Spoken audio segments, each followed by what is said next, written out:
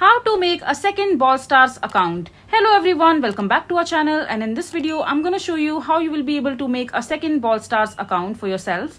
So first of all, just open your Brawl Star app, and after that just simply log into your account. So in order to create another Brawl Star account for yourself, you need to first delete the existing account along with the Supercell ID through which you have created this particular account of yours.